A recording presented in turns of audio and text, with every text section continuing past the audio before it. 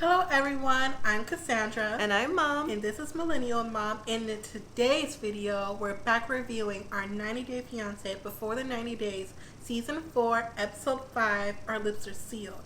Our lips are sealed.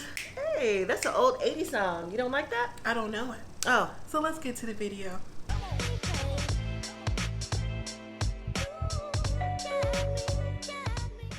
For people who haven't seen our videos before and it's their first time looking at it, I'm going to give you like the background on how we do our videos. We usually do it from the couple who has the least amount going on to the most amount going on. Just so you know, so if you want to skip forward, I'm also going to leave the timestamps down below so it'll be easy for you guys to watch. We're going to start with Yolanda first. And I don't know why she's back on this episode. Me neither. I thought we were going to see her to the reunion. But she's back on this episode, and we see her at the store, Hottie. I don't know if you guys have those in your cities, but we have those in Vegas. It's a pretty well-known store. It's kind of like a Fashion Nova, you know? So she's there with her friend to basically tell her, her dude, William, got back in contact with her, talking about, oh, he don't know how his Instagram got deleted, like basically saying all these excuses. Yeah. And Yolanda was like, you know what? I just knew it. Yeah, she's like, he's in the dark too. He doesn't understand what happened to his Instagram either. I'm like, really? You don't understand? Oh, okay. But her friend does tell her in the store, you know, are you sure? Because that's not usually how those things work. Her friend tells a confessional though, like, you know, well, you're the only person that can delete Instagram yourself. But even if she told that to Yolanda, Yolanda wouldn't have believed her. Yolanda was like, you know, you sound just like my daughter. Right. Well, if people are saying this to you, clearly something is going on. So I guess she's back talking to him. And so now I want to see her again. Well, that's where it left off. So, I mean, there's really nothing to talk about unless she takes her trip to England. Next, we see Stephanie and Erica. Stephanie is on her way to Australia, but before she gets there, 24 hours prior, Erica meets up with her friends to take pictures of kangaroos and things like that in Sanctuary, because I guess she's a photographer. She gets to the place where they're taking the pictures, and her friends are like, oh, hey, how you doing? She's like, I'm good. You know, Stephanie's on her way, and they said, are you excited? She's like, yeah, I'm excited. But you know what? There's a secret. It's a bombshell. Erica's family doesn't realize she's bisexual either. What kind of relationship is this? I thought it comes across, It's their relationship, and they chose not to tell their family what's going on. But Erica says to her friends that she realized that her family is more open about everything, and they just it's kind of just understood that she might be bisexual. So she just hasn't come out to them yet. Which I'm like, well, if they understand that you feel they're open to life and things that goes on, you might as well. No, she does not. She's not sure. Her friends are apprehensive because they're like, well, you know, you haven't really known her. You saw her on Instagram, but you've been romantically involved with her for 4 months. What's going to happen when she gets here? She's like, well, she's nervous. And Erica goes on to say that she doesn't know how Stephanie will fit in with her friends. I can see why, because Stephanie's a little bit more reserved. She seemed like she was reserved until we saw her YouTube videos that she was doing. She didn't look that much reserved to me. Well, Stephanie's reserved to Erica. Erica's the more outgoing one of the two. So next thing we see is the next day. Stephanie arrives at the airport. They see each other. They are so excited. On the car ride to the hotel, Stephanie says to the confessional she's not really into PDA, and she hopes that doesn't turn Erica off, because Erica has told her in the past how she's more open and flirty, and she hopes that her not giving her a kiss at the airport turned her off. I don't think that turned her off. But even though Erica kind of looked like she was waiting for something extra other than a hug, it looks like for now they're meshing, they're gelling, they look like they're real girlfriends, like they're real friends in real life. So I was happy to see that. Me too. Then we see Ash and Avery. And you know what? What? Didn't Avery say that she wanted to sleep in separate rooms in the last episode? That's exactly what she said. So what happened within the last 24 hours? Somebody was on the creep. So we see Ash and Avery in the same bed. They're over here cuddled up, you know, coupling, doing what they do or what they did. Right. And so as they got up to go to breakfast, they're cooking, and Ash is talking to him about how they're going to meet Ash's brother and Tish later on. Mm-hmm. Avery's, expressing her concerns, how she's nervous, how she's worried, and all this other stuff. Yeah. And Ash is like, you're going to do good, you're going to be fine. He just wants to know if you have good intentions or not. Mm-hmm. And then Avery is kind of like, why do I feel like you're coaching me? Because he is. I didn't think so. I just thought he was talking normal. Don't get me started. He was talking to her nice. That's what I thought. He is talking to her normal in his coaching style. He was like, really? I am? You think so? But I don't know. I believe what he said. Of course you do. We touched on that before. So in the confessional, Avery says that she has a different lifestyle than Ash and his brother because she drinks and they don't. Mm-hmm. She dabbles with cannabis and they don't. You think this is going to be a problem for him? Him who? Him or his brother? The brother don't matter. It's about Ash. That's true. I think eventually it will be a problem. I think that he's just trying to appease her. That's part of his coaching style. I mean, she did come all the way to Australia, so he might as well go with the flow. Later that evening, Avery and Ash go out to dinner, and during dinner they're going to meet and Tish. And Avery's apprehensive still. Ash is telling her, you know what? Don't worry about it. It will be okay. He just wants to get to know you a little bit, just to see who you are as a person, stuff like over the phone. Avery is still kind of apprehensive about it while she was still talking, but I'm just like, yes. Yes, what? I'm like, I'm listening to what he said. I'm like, yeah, okay. Oh, so you were being counseled too? You didn't know it? So Ash's brother finally arrives, and it was kind of awkward. It's like, how you doing? I'm fine. And they're both like, with their eyes. Then they're like, okay. So the waitress comes over, takes drink orders, and Avery orders a dirty martini. I was like, girl. Right.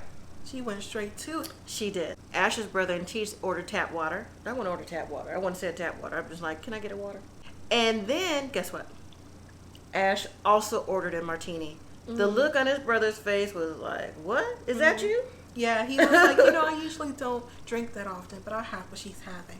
But I was like, maybe you want something else. Like a little cranberry vodka, something, less alcoholic. The point is, his brother was like, pretty much caught him out on that. He's like, well, we don't usually drink. He's like, well, I'm going to try something different this time. And his brother was also like, oh, I don't want her to be a bad influence on him because he never drinks. So his brother and Tish asked Avery, different little questions like what her intentions are and about her past. And she's like, well, every situation is different. I came all the way here to Australia to be with him. You know what I just thought of? What? There's 2 couples in Australia. Stephanie is and Avery. 2 couples in Vegas. Well, from Vegas. Yeah, that's interesting. I'm side note. But she said her intentions are good and she wouldn't be all the way here if she wasn't. His brother's like, you know what? I just want to make sure because, your lifestyles are different. Like, what's going to happen when he comes to America? Or what's going to happen with the kids? Things like that. And Avery's like, that's why I'm here to work things out. And Ash wasn't really talking too much. He was just letting his brother, go with the flow. But it's just the way he was so monotone. Like, so what about this? So what about that? So what about this? And Avery felt uncomfortable with the question. She said it felt like an interview. And I was like, it was. I mean, when you meet someone's family or friends for the first time, that's technically what it is an interview. We'll see where Avery and Ash goes because, like I said, he got a drink for the first time, so I guess that's showing his brother, like, look, I'm trying to get it in where I can get it in. You think so? You said he's trying to get in where he fit in? I do. I don't believe that, though. I do. His brother said, and she said, we'll see where this goes. He goes, I'm not really thinking this is going to go too much longer. Like, he don't believe that they're in it for the long haul. I think kind of the same way, but I think Ash is trying to make it seem like he's on Avery's side for right now. But I mean, things have kind of moved fast, and Avery seems like every time in her confessional she's concerned about that coaching relationship. So if she can't get past that, then we'll see. Next we have David and Lana, and we see David at the jewelry store first, looking for rings for Lana. But he told the jeweler, no, I'm not looking for no diamond. Give me that shiny cubic zirconia. Zirconia. I don't even know how to say it because it's cheap. And I was like, okay, he should have called up Caesar, got the ring from him for his new Maria. Right. But that's just me. In the next scene, we see David packing for the Ukraine. he's packing and he's telling his cat goodbye. Who's going to watch the cat? He should have took it to a motel. So he's packing and his friend comes to pick him up to take him to the airport. It's like, you ready to go? He's like, yeah, I'm ready. Again, they all are always excited, these couples, to go on their trip. But here's my thing with David. This is actually his 4th time, not his 1st time. So to him, it's just another trip to Ukraine. So while driving to the airport, his friend's like, do you have any reservations about going to the Ukraine this time? He's like, no. He goes, I'm confident that she'll be there. He goes, well, his friend says, do you remember last year when you tried to go on a cruise? You know, he's like, yeah, I remember, but she had a medical issue. He's like, yeah. I mean, you've been trying to see her for 7 years. What do you think? What makes you think she's going to show this time? He's like, no, I'm confident she's going to be there. So David gets dropped off, and the friend is like, well, you know what? Follow your heart. Try not to get hurt. David's like, all right, bye. So the next scene, we actually see, there's no actually 24 hours in advance like the other couples. David's actually in Ukraine. And he gets picked up at the airport. You know how, by who? I thought it was going to be by Lana. Well, it wasn't Lana. It was his friend Anya from the last episode we talked about. His friend who he used to date 12 years ago. So if he was on 12 years ago with her, that means David's been doing this for a long time. Well, he said he wanted a girl that spoke a Russian. Yeah, he did. Well, still, Anya is married. I was in that whole scene. I was thinking, well, where's her husband? I was too. You were? I was. Well, she picked him up at the airport, and she was kind of like, hi, tell me why Lana's not here. He's like, oh, don't worry about it. She'll be here tomorrow at 8 a.m. on the train. She's like, oh, okay. Right. You know, like she didn't believe that. So they got in a taxi, went to the hotel, and they were just having a conversation. And Anya tells in her confession, like, you know, this is what women do here. They look for American man, pretty much for the American dream, and they look out for older men, and he just got caught up in it. I just don't understand why he doesn't see that. Mm-hmm. Also, didn't you earlier point out the difference between Americans calling it a dating website and like in Russia they were calling it the marriage website? Yeah, I did. That was the first time I actually heard the difference between that. Or they may have said it before, but that's the first time I actually caught it. So next we have Usman and Lisa. Yep, we see them at the hotels the next morning again. Usman comes in with his breakfast, and Lisa's like, ooh, that's spicy. He's like, all food here is spicy, so I guess you're not eating breakfast. So Usman asks Lisa, so how are you going to feel when you finally get to the music premiere tomorrow? She's like, I'm going to feel fine, but, you know, I'm not here for all these females coming out the woodwork. You know, I just want to just be me and you.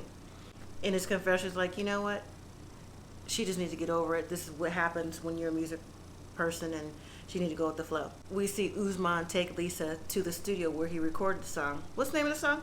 Baby girl Lisa. Yep. And she's like, oh, wow, this is the studio? He's like, yeah, it is. She goes, I feel good about this, where you cut the beat and everything. I said, listen to Lisa talk about where you cut the beat. I thought it was funny was when we see this African guy walk by, Mm-hmm. and then later she was like, well, who's that? And he was like the producer. Yeah. She's like, that idiot, that guy who did that to the video about me. I'm like, okay. Right. But it was funny to me because he kind of just like walked past them. Yeah. But later he was like, oh, that's Abba. And he was like, oh, what's up, man? All this stuff. And I'm like, so you guys gonna just ignore each other like you didn't see each other? But then when she asked about it, be like, oh, I guess I gotta introduce her now. Yeah. Yeah. But when they finally met up, he was like, yeah, he was like, yeah, he was like, who's that? He's like, oh, this baby girl Lisa. She's like, I am she. he was like, how you doing? Or whatever he said in his language. Yeah. And I'm like, he is so foul for that. He is. Like, how you gonna laugh first? You can't laugh first.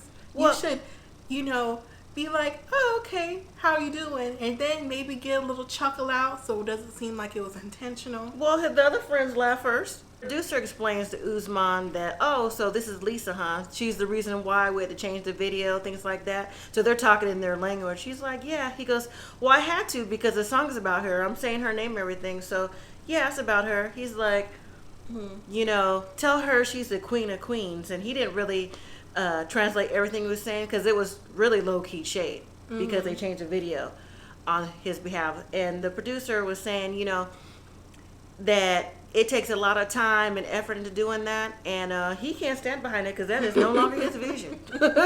Right? So Usman was like, so am I going to see you at the party? He's like, yeah, I guess I'll think about it. He's not even trying to be part of that nonsense. Mm-hmm. And I think Lisa kind of picked up on that a little bit. She didn't know what they were saying, and she picked up on the vibe. So later that evening, we see Usman meet up with another one of his friends to introduce Lisa to, is another music producer. And in Usman's confessional, he's saying that, Lisa's so jealous, he doesn't want her to ruin things. He tends to say the same thing, his confessionals too, about Lisa. Like, he just didn't know how up in his face she was going to be. But yeah, he kind of did, because he told her. Well, excuse me, she told him that he would. Yeah, she's always been aggressive. Yeah, so they meet the music producer, his friend and all, and he's trying to explain to Lisa it takes a lot of time and effort to do these things, and he pretty much bottom lined it for Lisa, said, are you trying to jeopardize and ruin his career? Lisa's like, what? You gonna let him talk to me like that? You need to shut the F up. She popped off. Yeah, she did. I'm like, Angela, is that you? For a minute, right? Usman is trying to explain to her, like, listen to him, babe, listen to him. He's trying to tell you that, we can't keep changing everything because you're jealous about things. And the music producer, after all them bickering back and forth, was like, you know what? He got up, he said, you know what? Have a safe flight back to America. I was like, ooh. But before he can even get up, she got up. Yeah. She was like, she's not going to outshine me. So she got up, like, I'm going to the car. And so I guess she thought he was going to follow behind her. But he was still just there, like, showing the video. And she was like, so is you not coming? Like, what is you doing? Just kind of like berating him, belittling him in front of his friend. So he didn't think that was cool. It wasn't cool. And the friend producer said, you know what? Don't expect to see me there. At least he was honest. He said he weren't coming. He said he can't support that. Usman and Lisa left, and Usman was very upset because he was like, for someone to do that in front of your friends, it devalues you as a man. I can see where he's coming from with that. Lisa was out of line. I mean, that is his career. Well, not just as a man. I feel like anyone. True. Next, we see Geoffery and Varya. And it's the next morning, and they're both getting up. And Geoffrey's complaining like, Varya, you need to get some drapes on those windows because the sun come up at 4 a.m. I can't get no sleep. And where's your bed? Now, he saw that futon when he got there, didn't he? I thought he did. He helped make it. So Varya's like, it's okay. Don't worry about it. I know you're complaining, but things will be okay. They talk about what's going to happen for the day, what's going to go on. And before he meets her friends, Varya decides that they need to have a relaxing day. And they go to the park. But when they get to the park, Geoffery is still thinking in his mind about him being American. Yeah. And if she's really here for him first and not coming to America. Right. But once again, why go on the whole website if you thought this was going to happen? The chances are it's going to happen. So I don't understand what his issue is. His issue is, again, he thinks that looking around at that apartment, because she didn't remodel, she was trying to, what'd you do? Get on that airplane to America. He says he doesn't know if she's really here for him. And he keeps asking her, like, so tell me really what's going on. Are you really here? Are you just trying to get to America? She's like, no, I'm not trying to get to America. He's like, so how come you didn't tell me what was going on? And why didn't you remodel? And she just like, I don't appreciate the questions. I don't appreciate how you talking to me. And she goes along to tell Geoffery that, you know what? It's like, and she starts explaining like a Russian fairy tale. But the fairy tale was like the Princess and the Frog. You never know, if you strike that arrow, that frog may become your prince or princess, depending which way you're looking at it.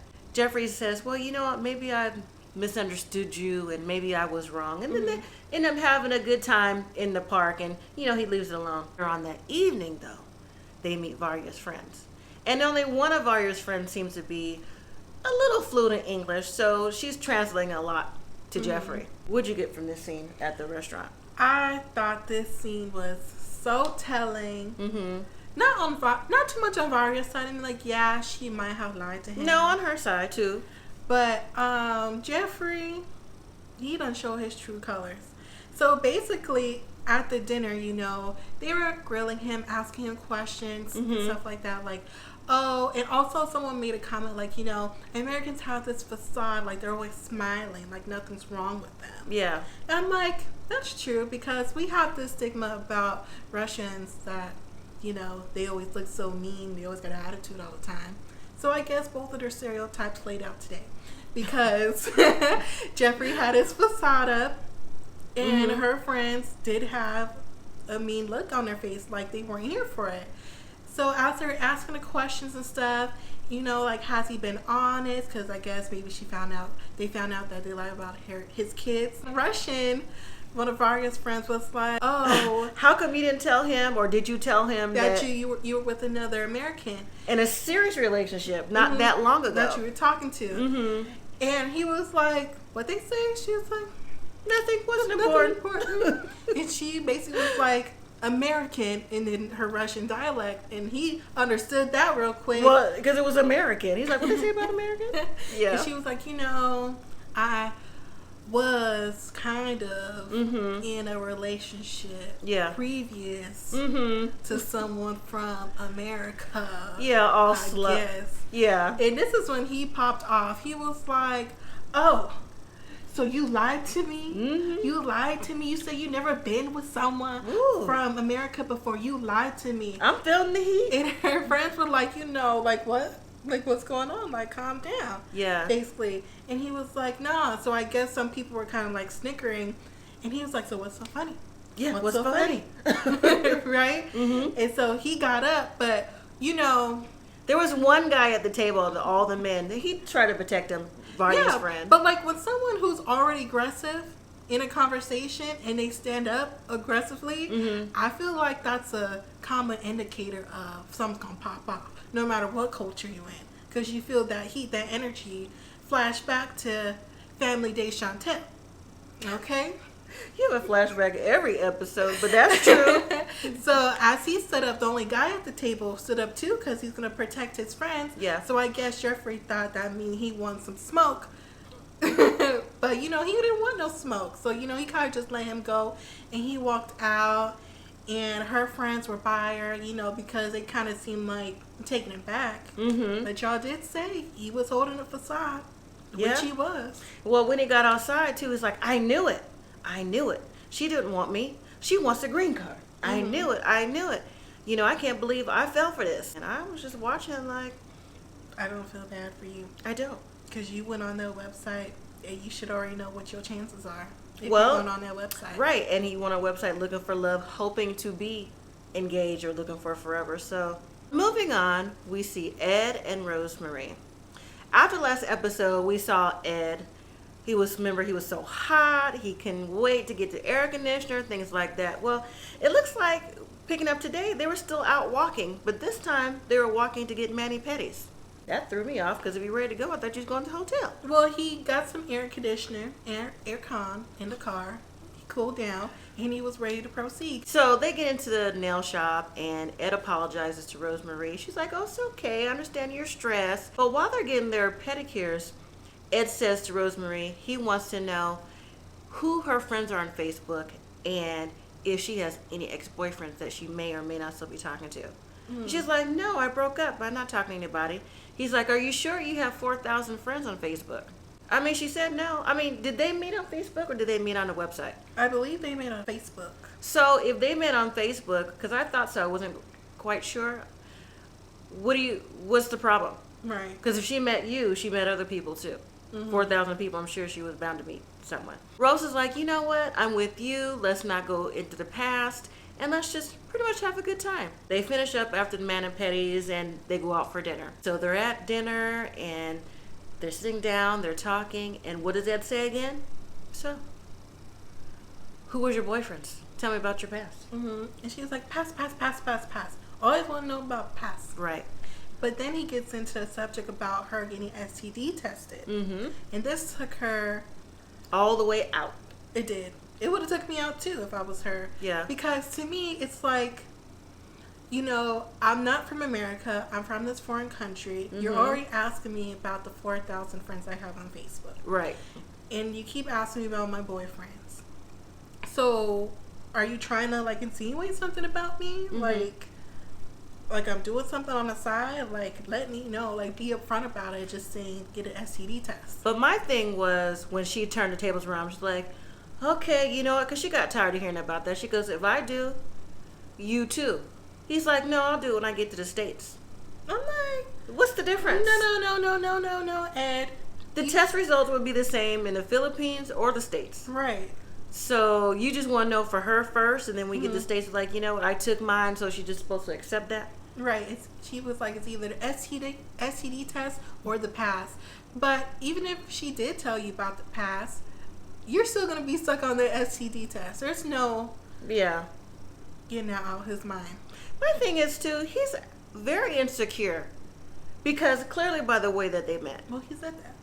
But he's more insecure than what he presented to be, because he is harping on, you have 4,000 friends on Facebook.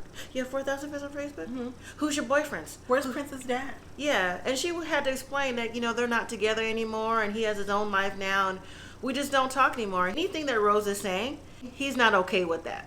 He's just convinced that she's lying. Mm-hmm. You know, so, like, she could have made up anything. And I think she should after this point now, because it's always questions. Even if she made up something to say just to get him off her back, he's still been like, why are you lying? I don't believe you. So it doesn't really matter. Ed gets upset and he walks away. Walks out the restaurant. And Rosemary, you know, she's stunned, and then she starts crying, and the producers ask her, well, what happened? She's like, I don't know. He's trying to make it seem like I'm an easy woman. Mm-hmm. He was. Yeah, he was. And I don't agree with that at all. Then you see the producers walk out to Ed. And they ask Ed, well, what's going on? He was like, I don't know. I don't know what happened. I just asked her a simple question. Yeah. But at the same time, like, sometimes people don't want to talk about their past. Even if you are in a relationship with them. This is your first time meeting her. Like, sometimes things take a long time to talk about. Mm-hmm. So then Rosemary comes back out and talks to Ed. She's like, you know what? I just want to go home. I want to go home by myself. He's like, no, I want to take you home. She's like, no. Now her voice is getting raised. Now she's real mad now. And she should be. I just want to go home. He's like, well, no, I want to escort you home. But how about you go to a hotel? I'll pay for one in a separate hotel room or separate place for me. She's like, no, that's okay. But in the morning, I'm going home. As well, she should. Mm-hmm. So then the taxi comes to take her to the next hotel. Mm-hmm. He was like, for what it's worth, I'm sorry. And slams the taxi door and storms off. It weren't worth nothing to me, because you meant everything that you said. Everything that you said. I side-eyed that, because I was like... Okay, so that was the end of the episode. And I'm actually curious to see if Lana's going to arrive from the train station in the next episode. Me too. Because, you know, since he says that she wants a green card so bad and they need pictures... we gonna see if she's gonna show up. I don't think so. I don't think so, but I'm curious to see. What are you looking forward to? The same thing. If Lana's gonna be in that blue dress after 7 years and his 4th trip there, to see if it's really gonna be Lana this time or who knows who. Well, thank you guys for watching our videos. Don't forget to like, comment, and subscribe. And as always, live simply, be grateful.